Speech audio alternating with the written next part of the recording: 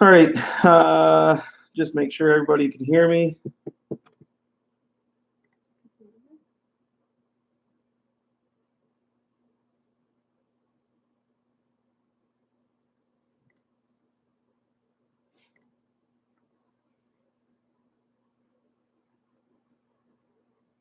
It should be working, but just want to make sure.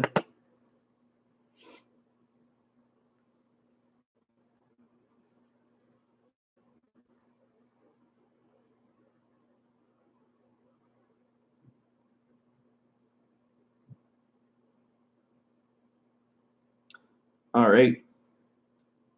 How's it going, Charlie?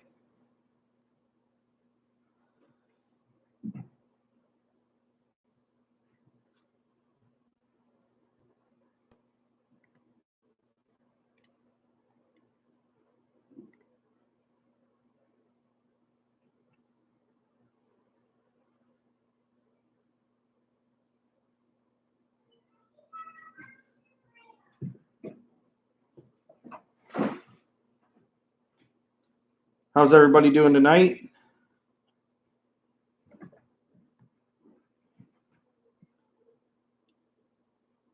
So I'm just gonna wait, give it a little bit here. Hopefully, we get a couple more people coming in.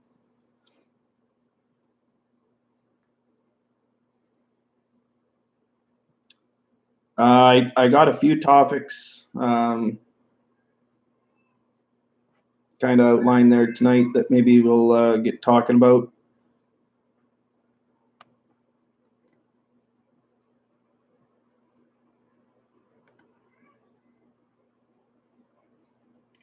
Yeah, we were lucky. That storm that was supposed to hit us there last night, it totally bypassed us. So yeah, that was kind of nice.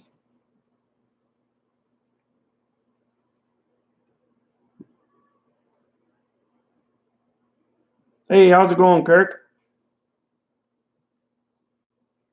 Glad to see you in here.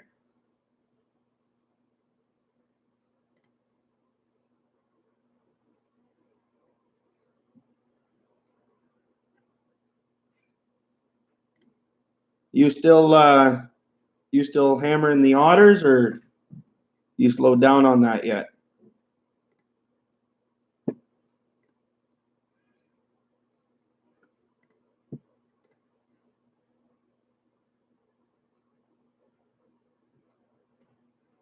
So you did get the storm, eh? Yeah. I was thinking that it probably went east of us. Wow. 17. That's awesome, man. That's a lot of stinking otters.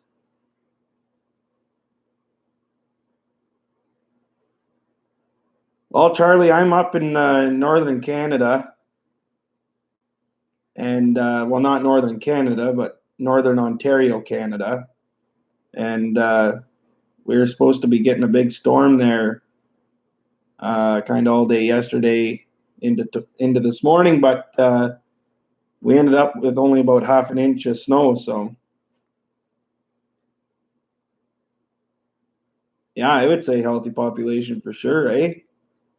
Man, I'd be lucky if, like, even if I targeted them around here, I'd be lucky if I got 2 or 3 of them probably. Well, let's hope you get your 20.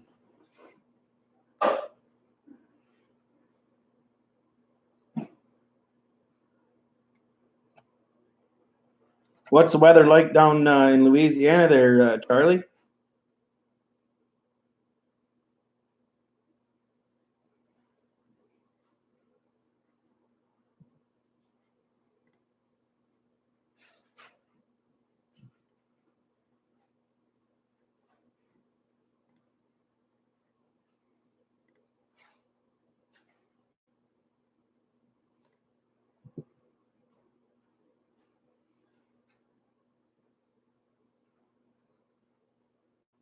Yeah, so um anyway, I guess we'll maybe get chatting here kind of about some topics I got outlined.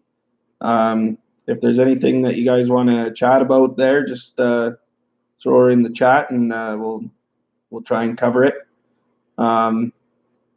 Last night was kind of my first night doing a live, and it was just more or less just seeing if my computer would work and if the sound worked and video worked and all that. So anyway, it did. I was on here for maybe 20 minutes, and a few people stopped by, so that was nice.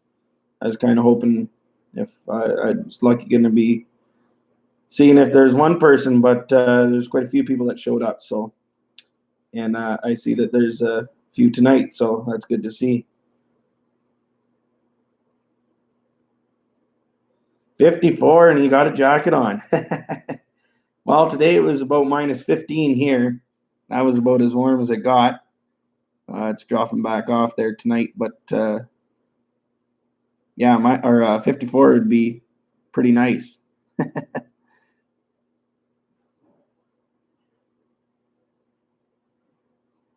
What do you? Are you a trapper, Charlie?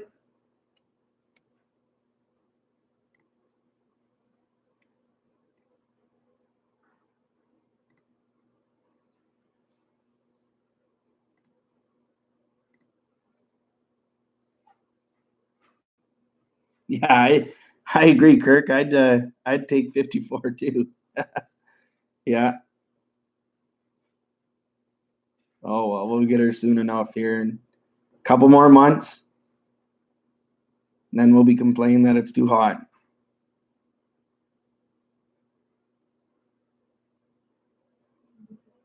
Oh, okay. You just fish. Well, that's all right. I'm not much of a fisherman myself. I about the only fishing I do is for rainbow trout in the rivers around here in the springtime. But my brother, he's big into fishing. He's got a great big boat and motor, and he's got what do you call it, sponsors, and he does quite a few fishing tournaments and that. So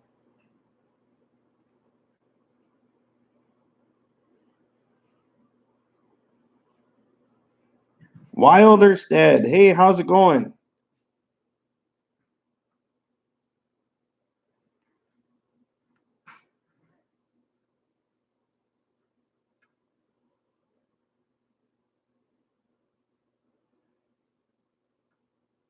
I think Wilderstead got hit with that same ice storm that we got hit with last week. Last week?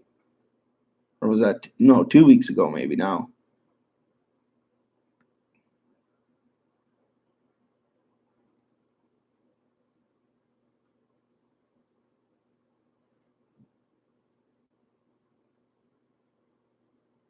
Anyway, so I don't know if, obviously, not everybody in here is into the trapping. Hey, Tubby Guy, good evening.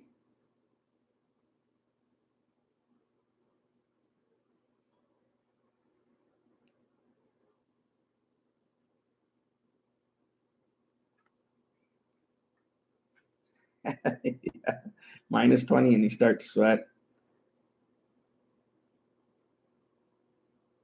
Yeah, Gooley got hit pretty good with that storm too. Yeah, we were fortunate. Like where we are here, most people lost it for about 2 days, and where I am here, we were really lucky. We never lost it at all. But everybody around us, our neighbors and everything, lost it for a day to 2 days, and we were lucky. So, um, yeah. So,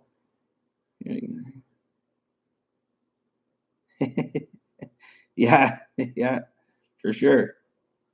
Um, so like I said, not everybody obviously here is trapping, but the topics I got on for tonight are kind of trapping related. Um, so I know some people in here homesteading and fishing, but um, for the guys that are trapping, one of the things I kind of wanted to cover was what made you guys get into trapping, what kind of got you started. I'll start it off there. For me, it was my dad. My dad got me into trapping. I started trying to live trap coons just for fun. Didn't even know what I was doing. My grandpa, when he passed away, he gave me, or he willed me his live trap. He used to always plant sweet corn. And anyway, so I was trapping, coons and the odd house cat, and then just letting them go. And then my dad one day, he said, you really should think about getting your trapping license. If this is something that you're going to continue to do, and then you could do it right and ship the furs. And so then I ended up traveling to Gold Gamma and getting my trapping license through Joe. Stayed with him and his wife there for a week and got my trapping license, and haven't looked back ever since. So one of the best decisions I ever made. But yeah, I see. Yeah, Kirk, your grandfather. Yeah. A lot of people that I talk to, it usually seems like their grandpa or their dad or some sort of a relative has kind of got them into it. Hmm.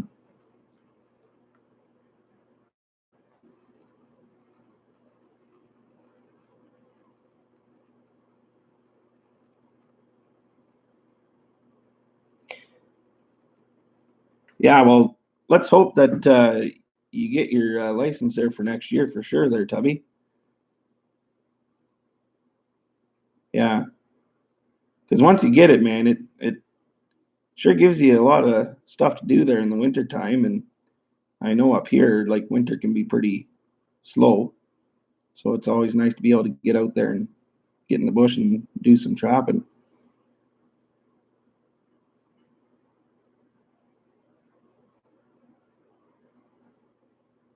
I don't know how you do it, man.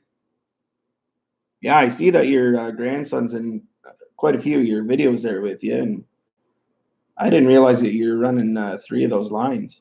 That's a ton of work. That's awesome. Must be keeping you pretty busy. And congratulations on becoming a trapper or trap instructor. Instructor. Still, retired or not, that's still a lot of work. But good for you.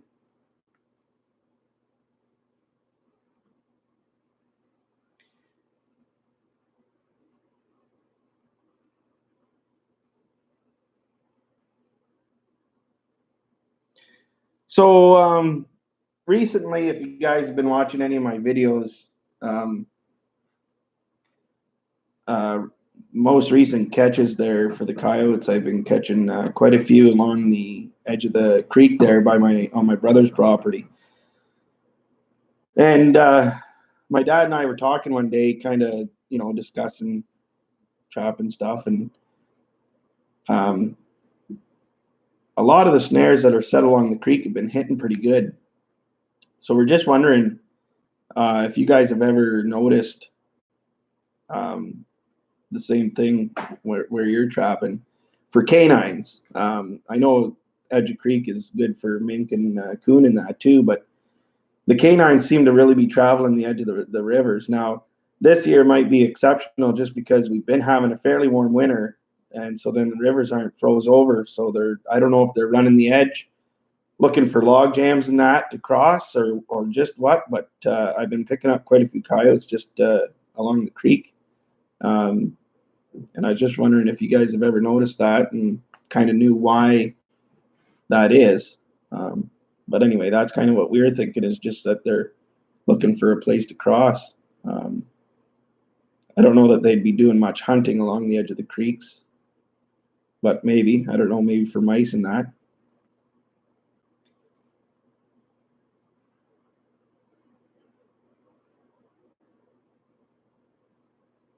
One of the last, well, actually, the last coyote I picked up was right at the right at where a log jam was going across the creek. So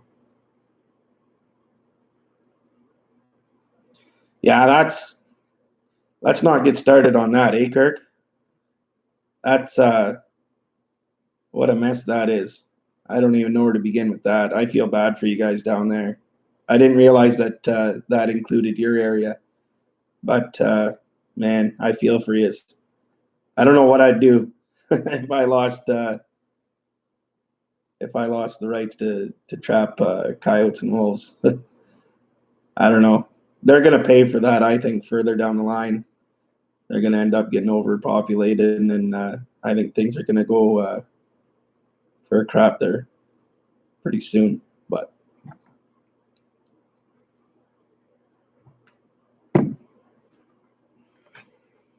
I don't know. Maybe you're for that, but from what I understand, most guys are pretty against it. I think it's a bunch of baloney, but to each their own, I guess.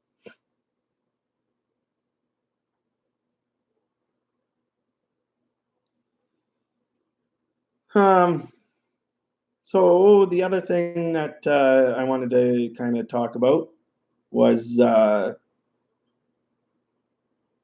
last year there I had kind of an accidental catch, and I was just wondering what's kind of the weirdest thing you guys have caught. You don't have to say it if you don't want to. I hear you on that. Um, but just kind of curious as to what you guys have caught that hasn't been a target species. For myself, it was a bald eagle in a leg hold. It would have been a couple years ago, I guess, actually. But yeah, stinking thing. Tromping around where I had a dirt hole and he got caught in a foothold. And so then, bit of a show, but I was able to get something over him and let him go. And I was lucky because I'm running the Victor #3 soft catches. And so I was able to let him go without even a broken leg. So I was glad for that because that's not something that I was very excited to see when I pulled up there.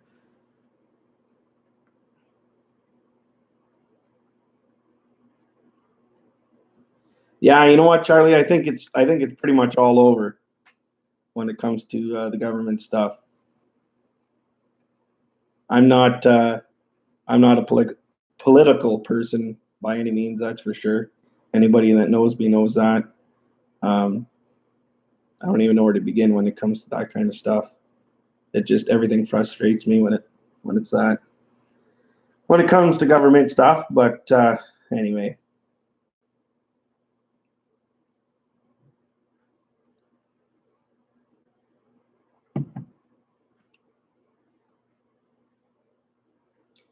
so the best up until this year um, for coyotes that I've ever done was 18. Was the best year I ever had. And I usually, for the last, I don't know, 5 years or so, um, the time and effort that I put into trapping coyotes has been fairly consistent. And so it's not like one year, I trapped harder than the other. But, I've had as low as I think like 8 in one year. And like I said, the most was 18. And that was 2 years ago. Last year, I got 13 coyotes.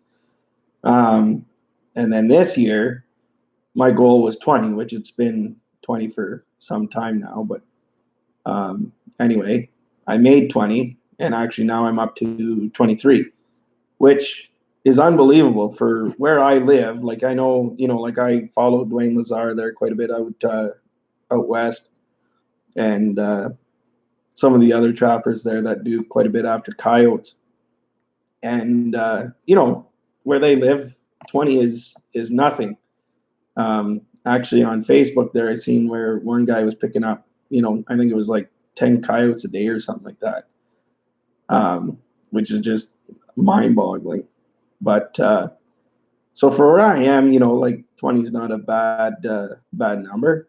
But so to get 23, I'm pretty excited, and to still, well, I mean, coyotes are open year round here for where I am, but I'll only trap them for another month and a half probably, depending on the weather and everything. But yeah, thanks a lot, Kirk. That's it is a good job. I'm surprised that I've done so well on coyotes.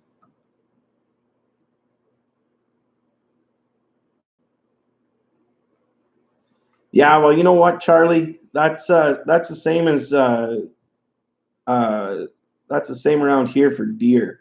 The government around here, the MNR, is we've always figured about 5 years behind time when it comes to the deer population. By the time they figure out that the deer population is down, it's really down. And by the time they think it's up, we're overpopulated with deer. It's kind of, I don't know. It's somebody down in Toronto that I think makes up all the regulations when it comes to that kind of stuff. But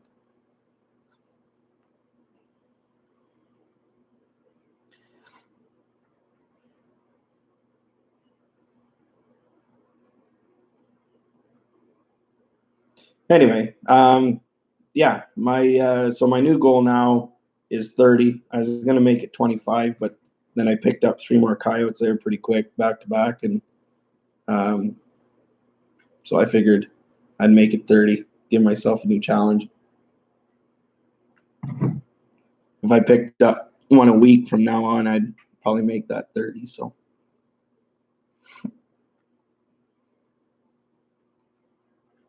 yeah, you're right, Kirk. But I think they finally realized that what they had done there, and then they finally brought it back, at least up here.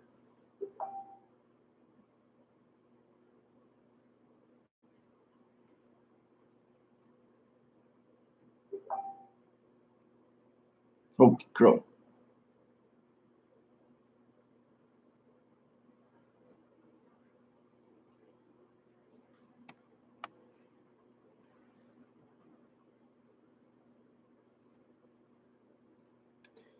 Are you from Canada, Tubby?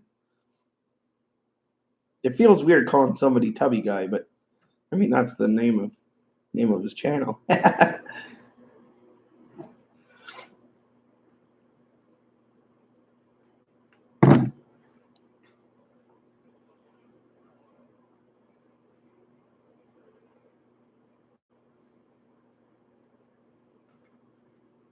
Okay, Wyatt. Yep, there we go.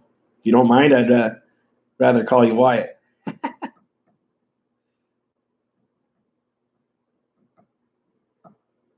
Are you based out of Canada?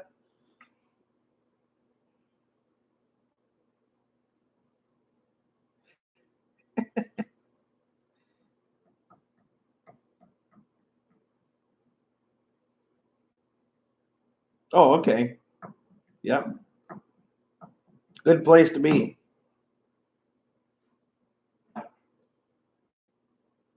Oh my goodness, Water's Edge. Back at her. Good to have you here.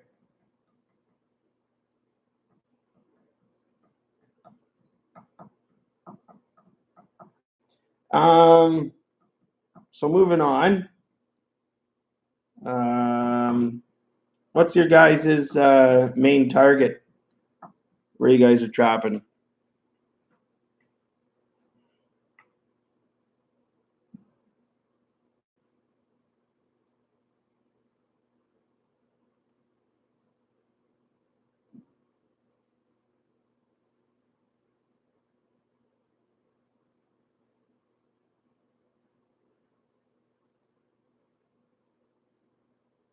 I used to when I first started out, I used to target a lot of beavers.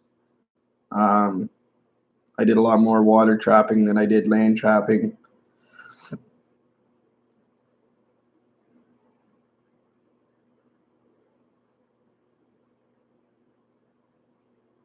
Okay, coyote and raccoon. Yeah, um, I would definitely say the coyote is a good route to go. Just with the fur prices, I know we don't do it just for the money, but the coyotes for the last couple of years have definitely been up there in prices. So you just do the beaver for quota, Kirk?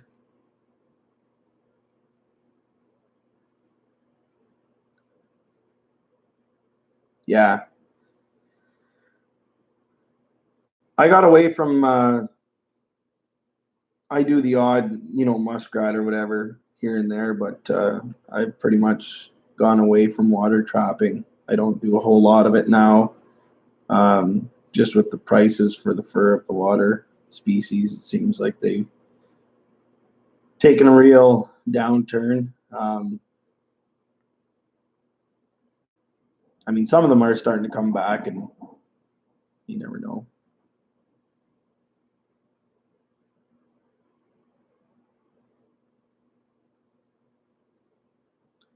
Um, I still do a lot of beaver trapping, but that's for nuisance trapping.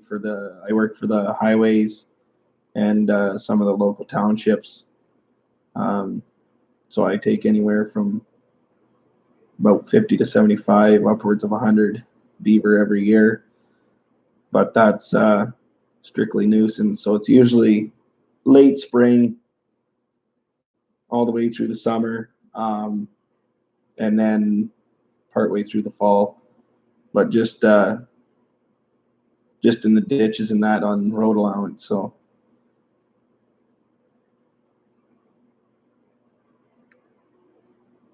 all right, Charlie. Well, we'll talk to you later, and thanks for stopping by.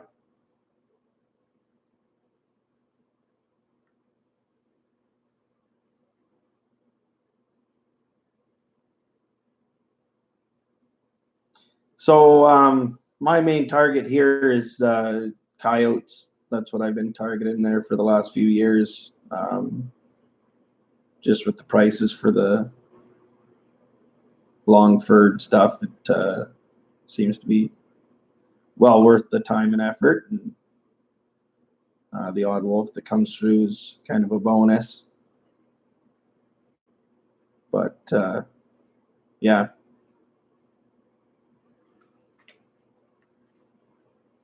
that and coyote trapping I find to be a bit of a rush. It once you get onto it, start getting good at it, which I don't know that I'm getting any better, but it's a lot of fun. It's definitely a challenge. Actually, while I'm on here, does anybody here run? What are they called?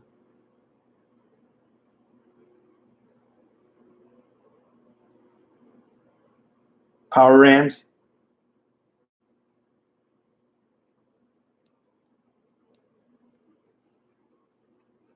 Because I'm really curious. Like where I am, man, if I like touch a snare with my bare hands, like you are not going to get a coyote to go through that snare. Like I have seen it. Trust me, I like they just totally refuse. You can see it in the snow. They walk up to it and they know like, nah, they can smell that.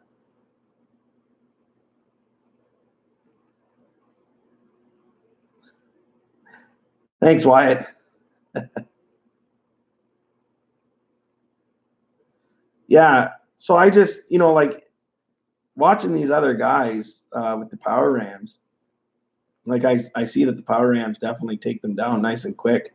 Um, but I'm just really curious how they get away with, these big chunks of metal sticking up out of the ground, and then they touch them with their hands and that. Not saying anything bad against them.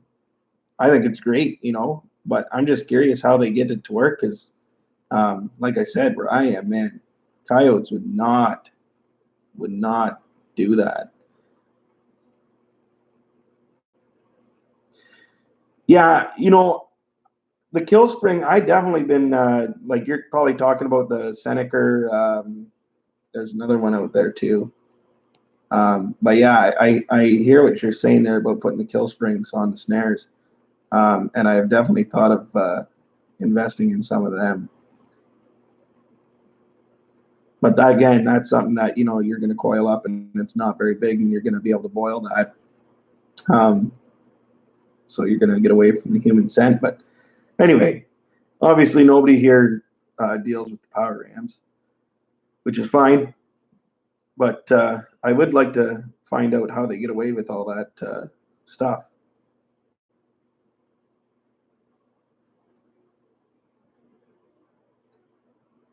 Did you find that once you put the kill spring in the mix, did you find that did a noticeably better job?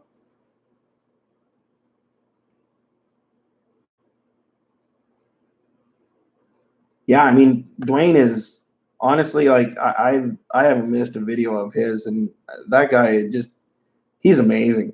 I love watching his stuff. Um, but yeah, I mean he slaughters the coyotes. Like very rarely does he go out and not get at least one or two dogs, which is absolutely awesome. I'm not sure what he's up to there now for how many, but he is a machine. You're right. You're definitely right about that.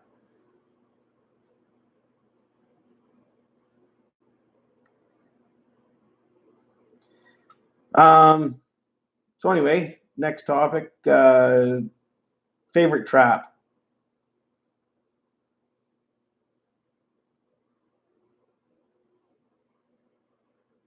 Okay.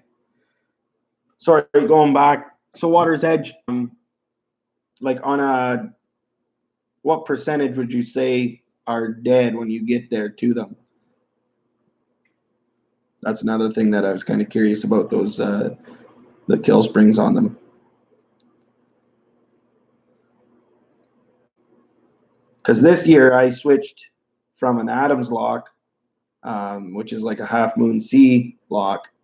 And this year I started running slim locks and Keef locks or something like that. 100%. Oh my goodness. Wow. Now, how long are you going in between checks?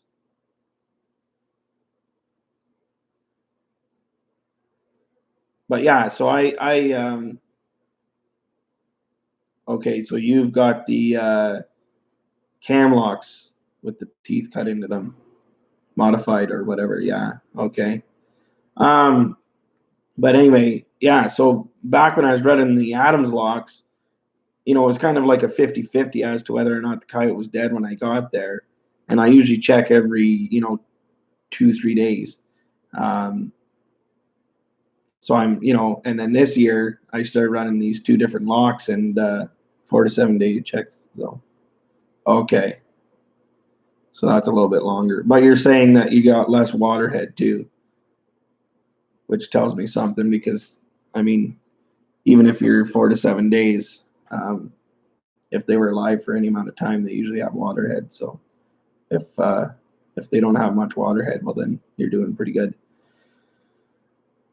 But yeah, so with the new Slim and the Keef lock, this year, I mean, as you guys can see in my videos, I think I've had maybe 2 or 3 that have been dead, and the rest have all been alive. And the dead ones, I think there was 1 or 2 in there that were Adams locks. So, yeah. So obviously, I'm not super impressed with the 2 locks that I've tried this year. But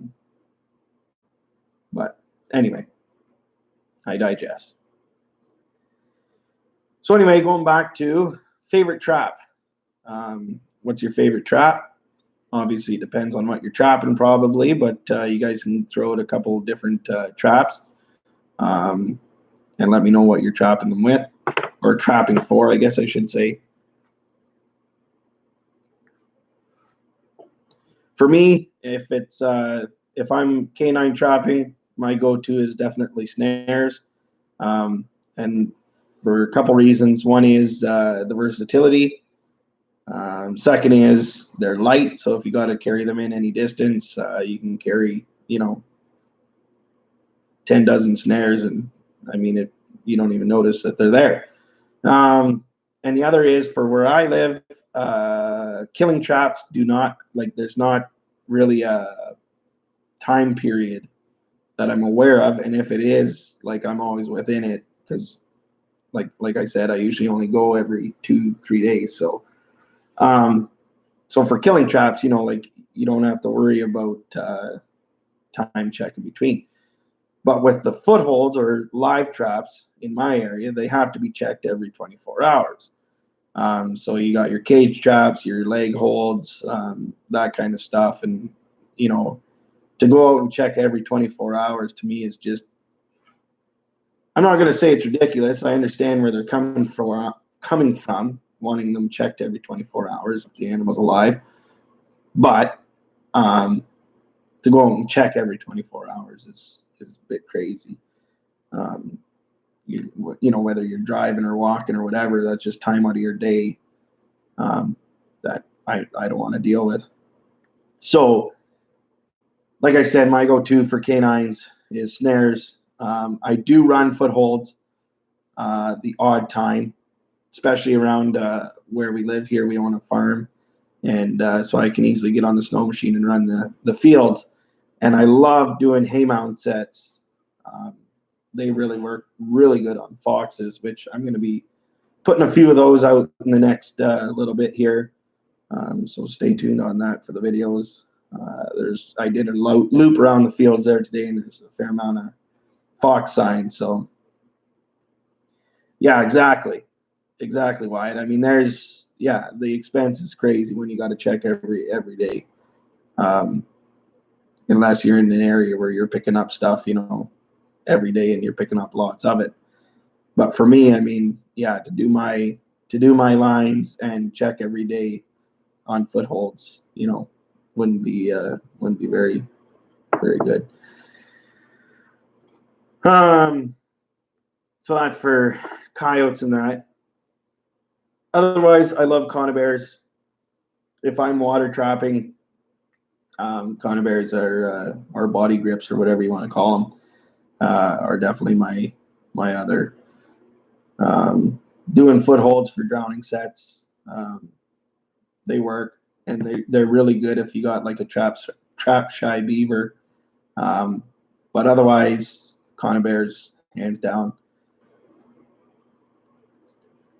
I run all Belle traps for the body grips, and my go-to set for beaver is caster mount set.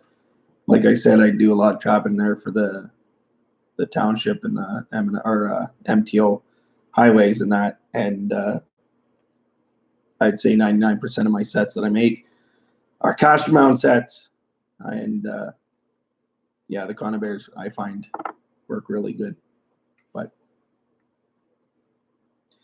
yeah, they are amazing trap. I used to run Dukes when I first started out. When I was young and that, I didn't have money, and so I bought some Duke traps. And don't get me wrong, Duke's a good trap for what you pay, but you get what you pay for it. And when I started getting into the nuisance trapping, you might be driving 60 kilometers to go and check traps. And if you get there and you find a snap trap and, it wasn't a great catch or whatever, and the animal is able to get away due to, the lack of strength in this trap, that was costing me money. And so, like I said, I started out with Dukes, trapped a lot of animals with Dukes. I even had Duke footholds. I had misses. I had pullouts for canines. Which, I mean, some of that's my fault in that. But then I started switching over to the Belle Isle body grips, conibear traps. And one of the first times, actually a couple times after I got the conibear or the Belle Isles, one of the first trap checks that I went to, I had a beaver literally by the tail, and he was still there. He had been there, for hours, but he was still there. Like that was money in the bank, boom, right there, sitting in that trap. Had that been a Duke, I don't think that would have been the case. But yeah, so that kind of made up my mind there. One of the other times was I caught an otter by the tail also, and he was still there, so it didn't take me long to realize that what you had for a trap mattered. They might be a little more expensive, but to me, they're well worth it. I understand if you're just starting out and maybe you don't have the money, or you're just starting out and you don't know if you want to stay in it very long.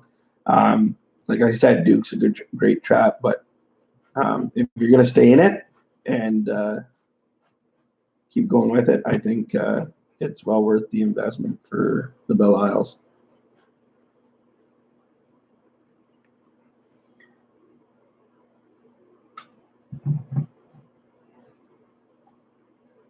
Yeah. If you're trapping under ice, they definitely are gonna hold that animal for a while. You know what? Wyatt, I actually tried, or I not tried. I used dog proofs once, not once, but I caught a coon in a dog proof once, a Duke DP, and I had it set. I checked it every 24 hours. Went there one day, and all I found was the front foot all the way right up to the shoulder. And I thought, you know what? Crap. Coyote must have come along and picked up this coon, and ate him or whatever. I didn't see anything else around, no sign or anything. All I had was the front leg of this coon. So I thought for sure, something had come in and killed this coon, ate him, and left just the front leg in the trap.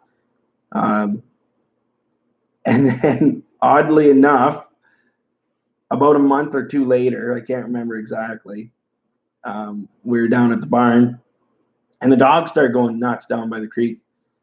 And so I shone the light down there, and I could see eyes up in the tree. So I ran up to the house, and I got the gun to come back and go down there, and sure enough, there's a coon up in the tree. So I shoot it, because we have, chickens and turkeys and that. And so I shoot it, and it falls on the other side of the creek. So I go around and I get over there. You wouldn't believe it.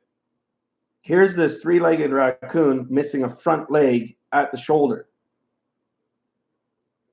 I don't know what the heck happened.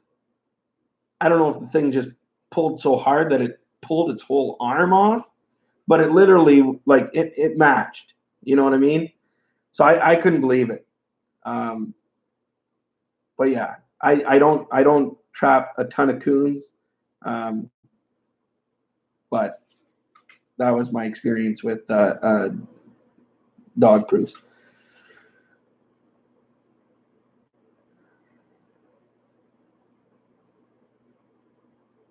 Yeah, I like it to this day. I still don't understand what exactly happened.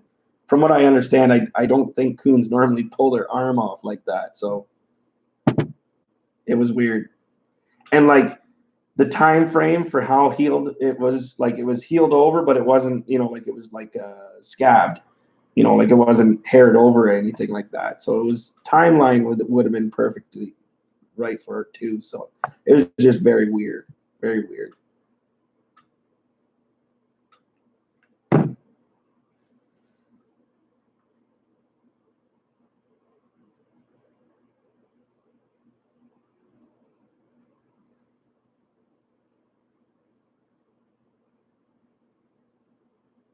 So that's all the topics I had kind of lined up there for tonight, guys.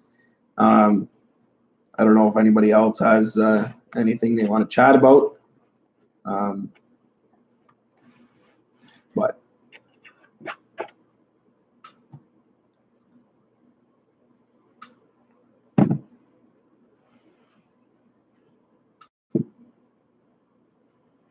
So I don't know how often I'm going to be doing these live chats. It's not going to be nightly or anything like that, but I'd like to do them at least once a week, especially if we have turnouts and chats like this. To me, this is pretty good. Been pretty consistent, or constant, I should say. So.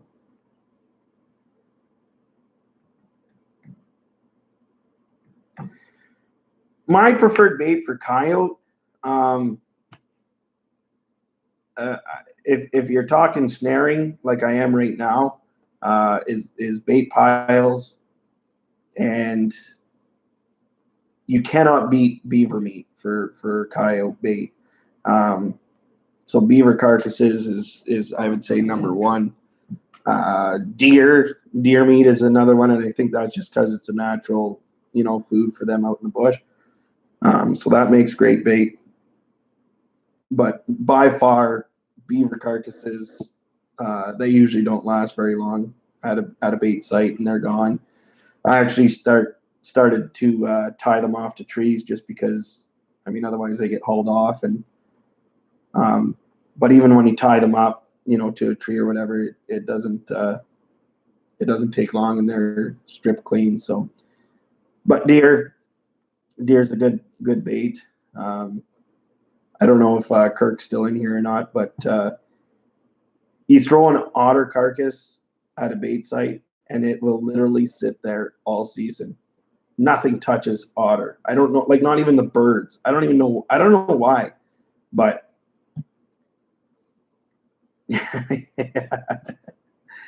oh man. But if you're talking like for like a dirt hole set or something like that, usually what I do is I'll cut up little chunks of deer meat or beaver meat and put it down the hole. And then usually I have some sort of a lure. I usually run a lot of Hawbakers lures. So I'll put like, a daub of that. And then usually I put a little bit of fox urine. And the reason I do fox urine compared to coyote is, from what I understand and what I've seen out there trapping, is if the fox urine, how do I say, foxes are less aggressive than coyotes. So if a coyote comes in and smells another coyote, it's kind of like a probably 25% chance that coyote's going to get scared off, from another coyote in his territory or whatever. But if it's a fox, a coyote is here, and a fox is here, so they're not scared of fox pee. And also foxes are less likely to be scared of fox pee, whereas, if a fox comes up and smells coyote pee, I've seen where, it doesn't work real great. So that's why I go with fox pee. But that's at like dirt hole sets and that.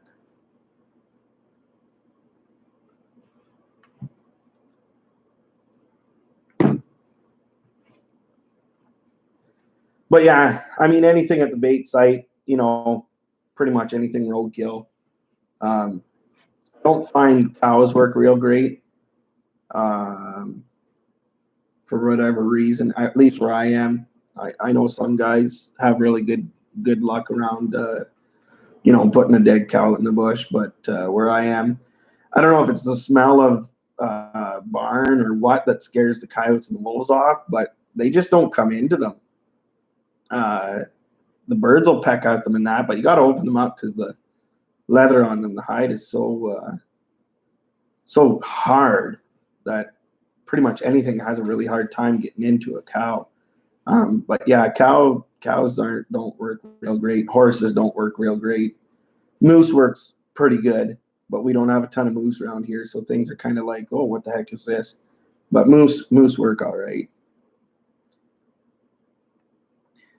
Well, how many snares do I put up? It kind of all depends how many snares you put out at one bait. But usually I would say on a whole, no less than a dozen. And then, I mean, kind of anywhere up to, I don't know, for me, like 20. But that, again, it all depends on how active the bait site is, and, how many trails are coming and going and how much sign there is. But yeah, the other thing too is not necessarily how many you put out, but like where you put them and how far out from the bait pile you go. The closer you are to the bait pile when you put in snares, you risk catching non-target. So you risk catching birds, crows, ravens, eagles, whatever it is. Or not even necessarily catching them, but with them flapping their wings around and that, they end up closing the loop, and that's not good either. So usually I try and stay, if it's real thick, you can get away with 5 yards away, because the birds aren't flying anywhere kind of away from the bait. They're kind of landing on the bait, and that's it. If it's more open, hardwood kind of area, I usually try and stay like 20 yards plus away. And then, my max would be out probably 50 to 75 yards, in a radius around the bait pile is how far I go away from the bait. But yeah, usually all my snares are, 10, 20 yards to probably 60 yards is probably my average.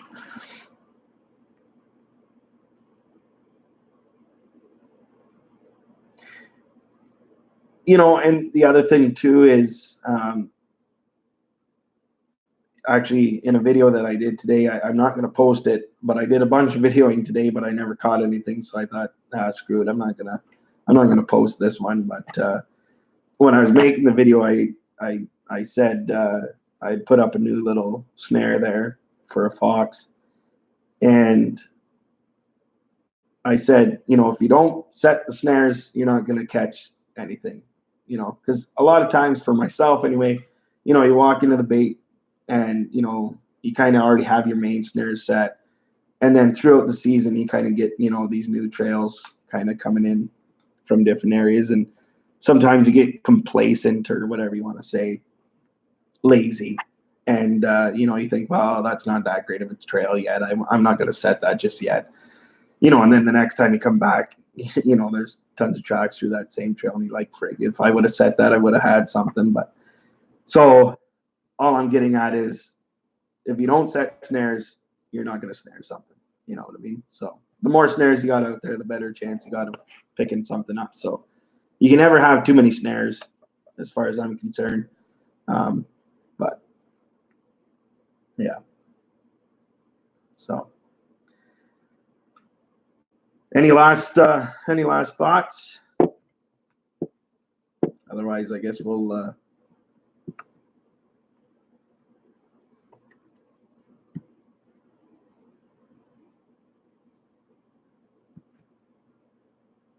so right now I'm kind of in the trapping mood, if you will.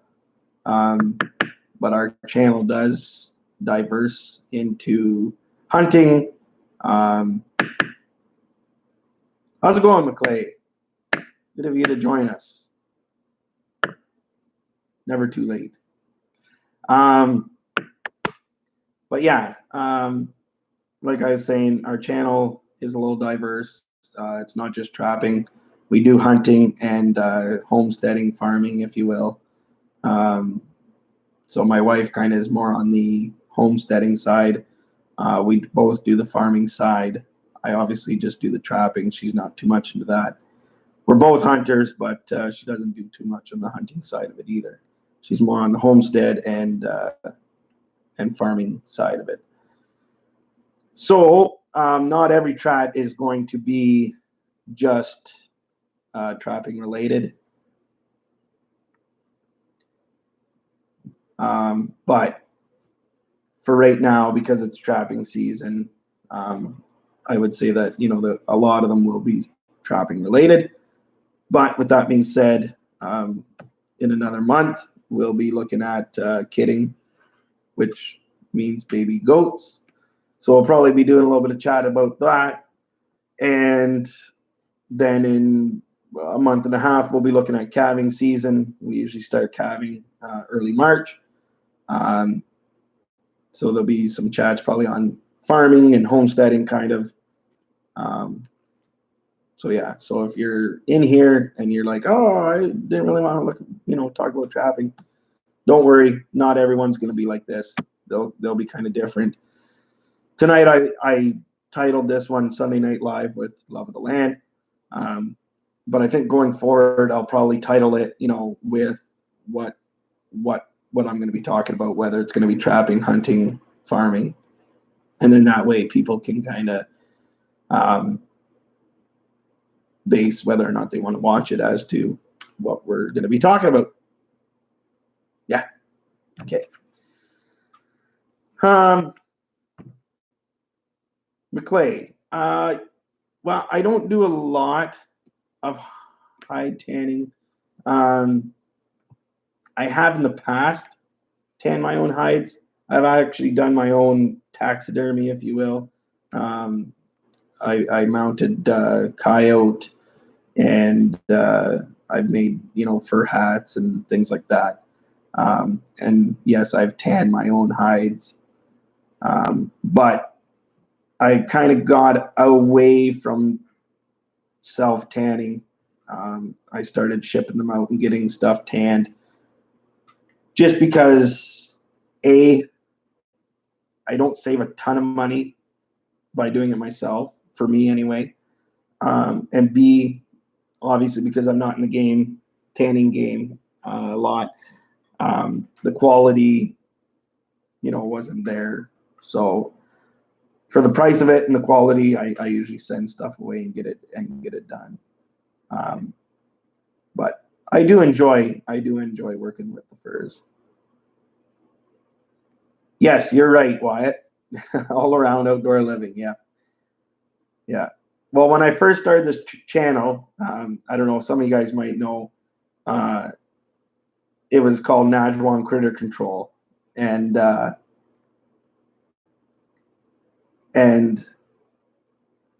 because it was 100% trapping.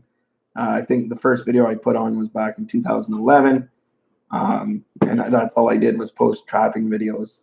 Not very many of them, but I did, and then just in the last year or so, my wife kind of got interested in doing the editing part of the videos, and and she said, you kind of need to throw in other stuff, and obviously when it's not trapping season, what do you post, kind of thing. So because we wanted to be on YouTube and kind of have videos going up a little more consistent, we started doing, because we own and operate a farm, we started doing, the farm videos, and, she's into homesteading stuff, which is like canning and all that kind of stuff, making cheese and producing your own milk. And so then we started doing videos like that. And, when I was just strictly trapping, I had like a couple hundred subscribers, and now we're up over 800 subscribers. And that's, I would say, definitely because, we've diversified in what we show. Not to say I know for a fact that I lost definitely some subscribers along the way because I started to diversify, but she enjoys it. I enjoy it. And I enjoy that she enjoys it. So I really don't care that we show other than trapping stuff. I actually enjoy that we show everything. So yes, you're right. All around outdoor living. Yep, that's a good way of putting it.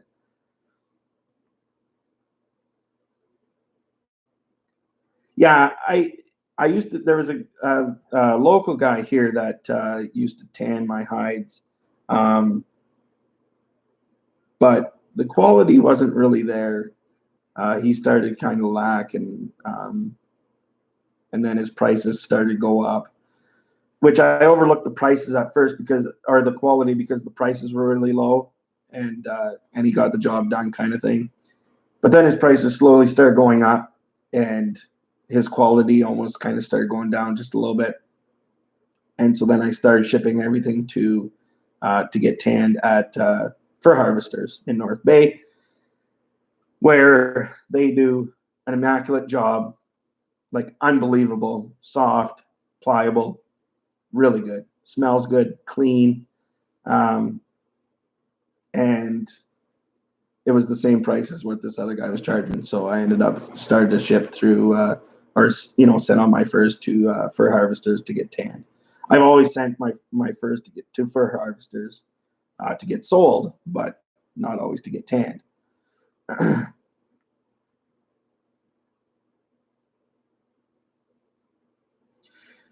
Yeah, so I'm not exactly sure what bushcraft means exactly. Um,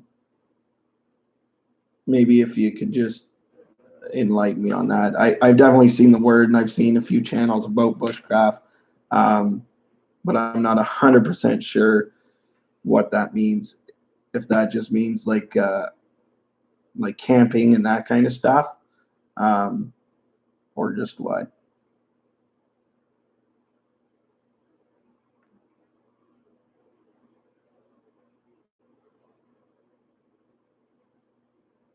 I don't.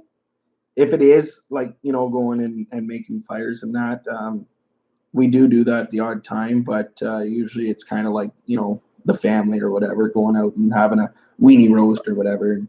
I'm not really interested in video and family time or whatever, if you want to call it that.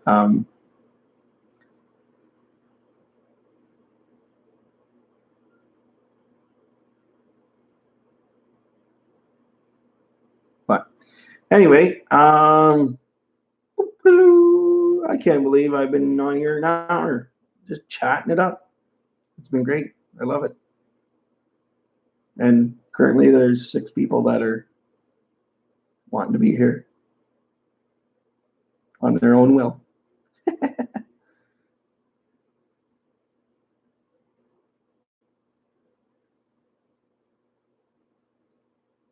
Okay, survivalist camping techniques. Okay. Southwestern Ontario. Are you near like a city? I'm kind of curious as to whether or not you're um, in the city more than the country. Yes, it does. Time always flies when you're having fun. So much fun. So much time. It's flying.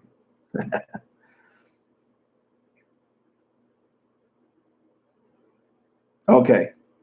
I got some buddies that live in Hamilton. Um, yeah, for where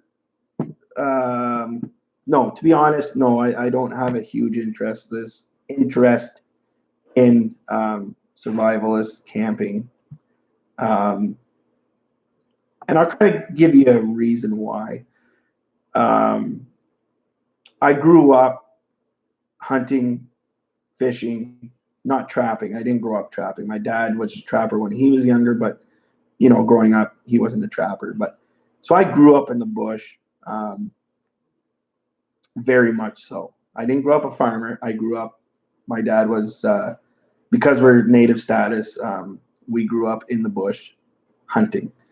I grew up on deer, moose, rabbit, um, and partridge. Uh, so I didn't grow up eating chicken or pork. We had turkey at Thanksgiving. That was bought, and that was a big thing. But we didn't really eat a whole lot of store-bought meat. My dad shot a moose, or we shot lots of deer in the fall, and then we shot a lot of small game through the winter. But anyway, what I'm getting at is I've lived that lifestyle that um, I wouldn't say that it was a survival thing, but that was like my life, I think, is kind of, if I'm not mistaken, kind of what you're getting at. So to go and, make a lean-to, start a fire, I did that, as a kid with my dad, not because we had to, but because that's what you did. You know what I mean? He stopped, you had bush tea or whatever, and that's what you had was bush tea. You made a little shelter if you're going to spend the night. And so it wasn't really playing around. It was just because that was what we did. Snared rabbits, all that good stuff. Yeah, exactly. I did it when I was younger. I still enjoy that kind of stuff, for sure. But yeah, it's been part of my life, I guess you could say. So and like I said earlier, I do go out with my own kids and that and do that kind of stuff. But I don't video that just because, I'm doing it with my own kids. So yeah. You hear what I'm saying, eh, Wyatt?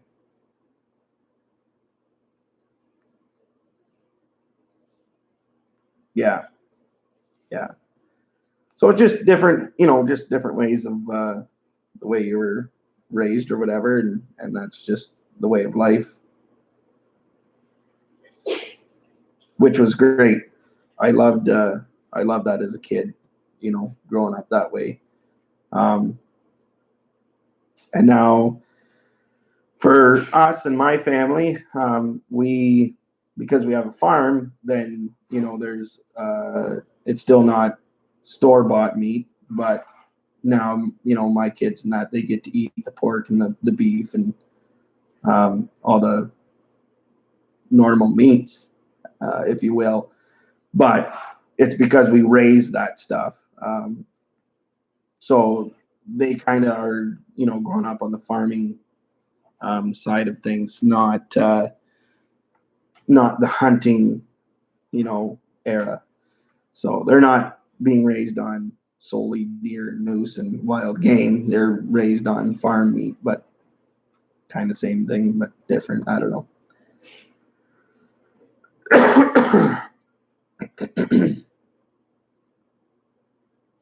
Yeah. So anyway, guys, I think this is probably going to wrap it up here. It's been a great chat, and I really appreciate everybody that's stopped by, and especially the guys that have been commenting. It's like I said, this is the only second time I've done it, but I can only imagine if I wasn't getting the chat on the side here, I wouldn't have lasted probably 10 minutes because not much to talk about if people aren't chatting. So much appreciated to the guys that are chatting, and those that are just watching. That's great too, because maybe you learn something. I don't know. I don't think I'm much of a teacher or anything, but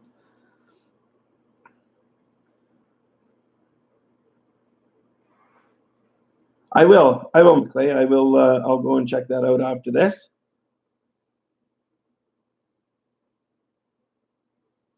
All right, you too, Wyatt, and everybody else.